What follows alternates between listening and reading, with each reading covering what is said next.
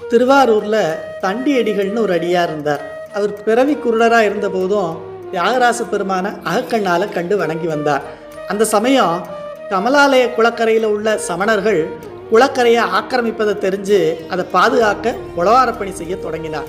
இதை கண்ட சமணர்கள் அவரோட வாக்குவாதம் பண்ணாங்க.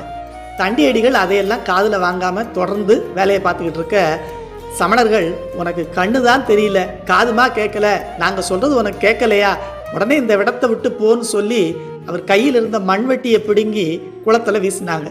நாயனார் மனம் வருந்தி தியாகராச பெருமான்கிட்ட வேண்ட, சாமி சோழராஜாவின் கனவில் தோன்றி நம்ம அடியாரின் குறைய தீர்த்து வைன்னு சொன்னார். சோழராஜா மறுநாள் நேரில் வந்து உண்மையை தெரிஞ்சு குளத்தின் ஆக்கிரமிப்பை எடுங்கன்னு சொல்லியும் கேட்காத சமணர்கள், நிஜமாவே உங்கள் சாமி இருந்தால் இந்த குருடருக்கு கண்ணு மட்டும் தெரியட்டும், அது மட்டும் நடந்துட்டா நாங்கள் இந்த ஊரையே காலி பண்ணிட்டு போகிறோம்னு சொன்னாங்க.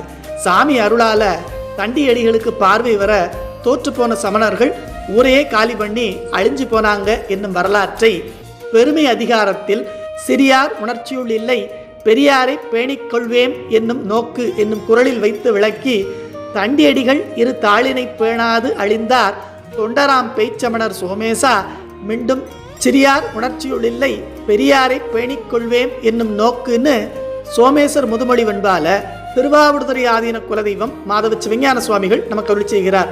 அதனால சமணர்கள் ஒருவேளை அறியாமையினால தவறு செஞ்சிருந்தாலும் தண்டியடிகள் வந்து அதை சரி செய்ய முயற்சி செய்யும் போது தங்கள் தவறை உணர்ந்து ஆக்கிரமிப்பு அகற்றிருந்தா அவங்க நல்லா இருந்திருக்கலாம். ஆனா அவரோட வாக்குவாதம் பண்ணி அந்த ஊரையே காலி பண்ணி அழிஞ்சு போனாங்க.